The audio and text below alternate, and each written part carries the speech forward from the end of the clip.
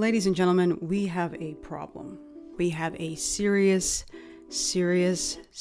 problem. I saw the news recently, news that is coming out of Cincinnati, where a lot of local residents confronted these neo-Nazis that came on an overpass, waving and hanging swastika flags and banners that said that America is for the white man. Now, they had this on full display. Now, the beauty of this story, and there is a silver lining, is that those residents weren't playing around. They were not playing around. They ran those cowards up out of there. It's been on the news, but I just don't feel like the story has really gotten the legs that it deserves. It's not as far wide or as far spread as it should be. And so we're going to talk about that here today on the This Bahamian Gyal Podcast, because I think the neo-Nazis need a reminder. And the reminder is this, that these ain't the blacks you're used to. Let's get into it. Let's go. Love me or hate me, God knows you made it. When he let his eyes on me.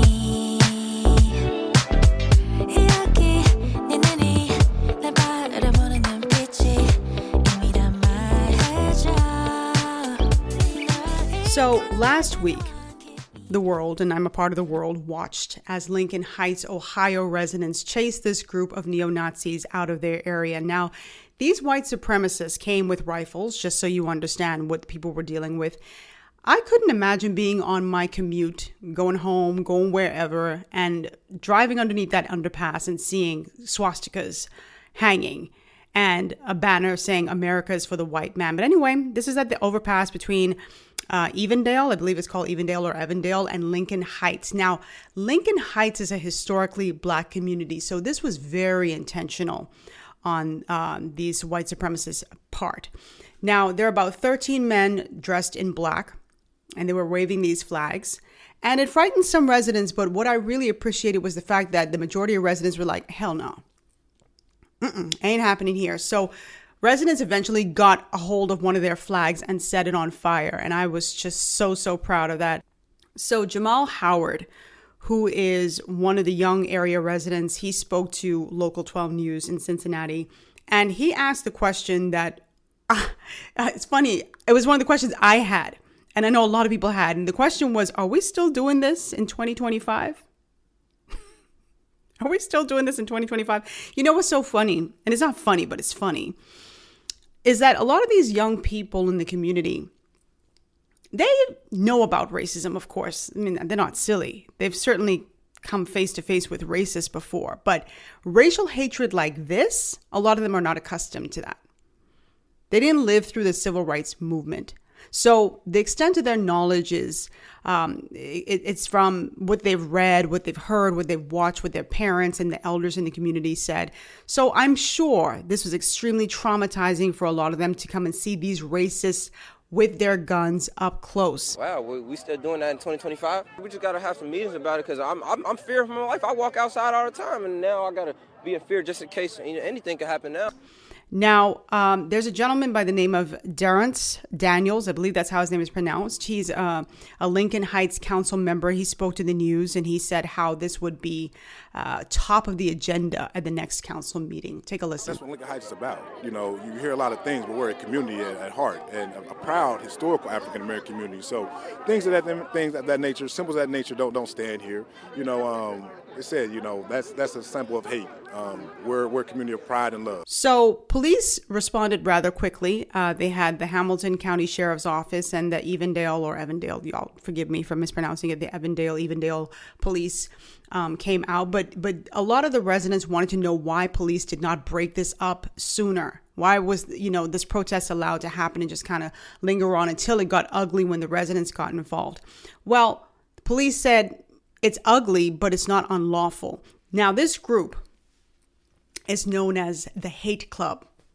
I know, how original. But they're taking credit for the demonstration. And this is the same group, for those of you who remember last November, that march in Columbus. Yeah, same guys. So the NAACP has now responded to this demonstration. And one of the things that the NAACP said was something that just really resonated with me. And I want to just read their statement really quickly. This is the Cincinnati arm. Well, first of all, they questioned if this group was even from the city of Cincinnati because, they know that they have a presence there, but they're not sure that they're actually, from there. So this is the statement. The NAACP says, it is well known that people receive messages and actions in different manners. The current executive orders and actions have angered many and emboldened others. This is not normal and should not be accepted as such. And then you had the Jewish Federation weighing in, but I want to talk about what the NAACP said. And it's something that I've been saying. Last week, I believe I did the podcast on DEI hires and the sentiment that is behind that, how I felt it was a dog whistle for saying the N-word. And a lot of people got upset. A lot of people unsubscribed from my main channel, and that's fine, because guess what? I have said from the jump that I will call it as I see it. And if people are so triggered by the truth, then this is not the platform for them. And I make no apologies for that one bit. But the fact of the matter is, you are seeing a lot of bigotry and racism emanating. And it seems as if these people are very emboldened because they feel protected, guarded by this administration. And there is just no denying that. So the Jewish Federation of Cincinnati also weighed in and said it was deeply disturbed. This is their quote, deeply disturbed by the reprehensible display of hate. Because you see, when you see the swastikas, it's very triggering for a lot of Jewish people as well. You got your black people who are, a lot of black people are still traumatized by slavery, still traumatized by racism and bigotry. And for them to see those symbols of hate on full display and knowing that police can't even touch them because of their freedom of speech is disheartening for a community. And of course, Jewish people feel that. So they said, quote, such acts of anti-Semitism, racism, and bigotry are an affront to the values of inclusion, respect, and unity that define our community. It's funny. So far, there's been no response from the president. He hasn't said anything. There's been no response from Vice President J.D. Vance either. I was looking online, and I think the only thing I found was some old clips, some old news stories when, of course, Donald Trump went viral for saying that Ohio residents were eating, Haitians in Ohio were eating the dogs and eating the cats. But beyond that, I haven't seen anything. So let's talk a little bit about this hate speech, because one of the things that I saw online were a lot of people saying, well, hate speech is not protected, so why weren't they arrested? Well, the police are right that the whole event was ugly, but hate speech is considered free speech if there's no threat attached to it. Let me read something from the University of Wisconsin-Milwaukee, because I just kind of went diving on the internet trying to find something because it just seems so insane to me. And I came across this post on free speech rights and limits on the university website, and they said courts have already ruled that restrictions on hate speech would conflict with the First Amendment's protection of the freedom of expression. And so as a result, yes, you can go and set up at an overpass a nasty banner with some nasty images. And by the way, they were screaming the N-word at certain people who were in the area. All just disgusting. And there was nothing that police could do about it. Absolutely nothing. And for me, just watching that, it's just like, I'm not even in that community. I'm so far away from Cincinnati, but for me, it was just another reminder of America's dark past. Black people in this country are quite familiar with white supremacists, whether they're KKK members or neo-Nazis. Black people in this country have been lynched. Okay, they've had their churches bombed, had their children killed, had their civil rights leaders assassinated. We just marked Martin Luther King Jr. Day the other day. So you have a lot of people here who are traumatized. And for me, I've seen this increase, and a lot of people have noticed it too, this increase in racist rhetoric online and offline. And this is why leaders have to be so incredibly careful, and the NAACP is correct, because people interpret things in different ways. You could say the most benign thing sometimes, And I'm not saying that the things that have been said have been benign, but I'm just saying when somebody has that hatred in them, they're going to latch on to the smallest things. But what I really want to say is, I didn't want to make this too long, is that the Black people today are very different. And I said this on my YouTube channel, that this ain't the Black people of the 1600s, 1700s, or 1800s. These aren't Black people from the early 1900s to the mid 1900s. It's a new day. It's a new type of people, a new generation. Those people, those Black people of yesteryear, most of them are gone. They are dead and gone. And this new generation is not playing. So what I anticipate now is that a lot of these Black communities are going to be on high alert for these white supremacists. And I wouldn't be surprised if they're already strategizing on how to counter these protests, because they're not going to stop. They are not going to stop as long as they have, an administration that's not condemning them in the most strong way. They're not going to stop. And I said too on my channel that it just blows my mind that these group of men could put up a sign like "America's for the white man," when we know the history of America and how white people got here. We know the history of America and how Black people got here. The only people who have serious claim to this land, and the only claim to this land, are the Native Americans who've been displaced in their own country. So how do you even get bold enough to say something like that? So if neo-Nazis think that Black people are going to cower in the corner, that they're going to be docile and stand back while they wreak havoc, they got another thing coming. Ain't happening.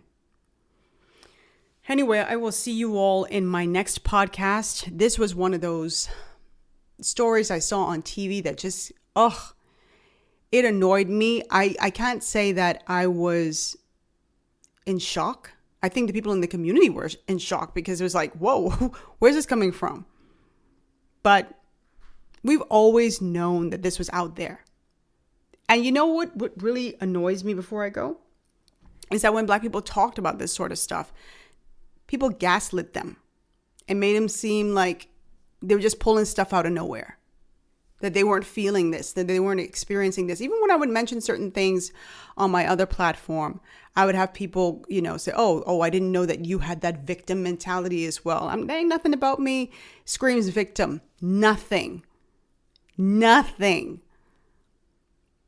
But I'm never going to sit back and act like these things aren't real, because they are. You know, the first time I experienced racism, and you all know, for those of you who've been rocking with me on my other channel, y'all know I'm from the Bahamas. The name of my podcast is This Bahamian Gyal. I'm from the Bahamas. The first time I really experienced racism, the first time I experienced racism was right here in the United States. I come from a country that is predominantly Black. Where was I going to experience any racism with that? Everybody looked like me. When I came here, that's when I experienced it. And so when I hear people say, there's no racism here, or it's overblown, that's because you probably haven't been on the receiving end of it. When you're on the receiving end of it, you know better. I'd love to hear from you all. Please download this podcast, share it with your friends and family. And I would say to, other races, like, not to be silent on this. I was reading some comments from some folks who were veterans and who fought for this country and fought against the Nazis, or at least had relatives who fought against Nazis. And they were like, they couldn't believe that this was happening on American soil. And so this is the time now for everybody to speak out about this. Like, don't allow this thing to run rampant. Everybody has a stake in this. At the end of the day, we're all one, regardless of our differences. And so it shouldn't be up to just Jewish people to speak out or Black people to speak out. White people should be speaking out as well. Hispanic people speaking out as well. Asian people speaking out as well. Middle Eastern people speaking out as well. It's disheartening. Anyway, download the podcast, share this episode with your friends and family. Talk about it. Have these conversations at your dinner table. For those of you who are still kind of old school like me and like to sit at a dinner table, sit at the dinner table and have these conversations, and talk to your kids if you have children, because the thing that really hurt the most, I suppose, was that children saw that. Children saw those guys out there. I know they were afraid. They're kids. Anyway, thanks so much for tuning in. I really appreciate you all. If you want to see the video version of this podcast, it's a little different, but you can certainly go to my YouTube channel, youtube.com/This Bahamian Gyal. Follow me or subscribe to my channel only if you really enjoy a different perspective and you enjoy someone who is willing to call things as they are in a fearless way. Okay? Because that's what we're going to need in the years to come. Bye.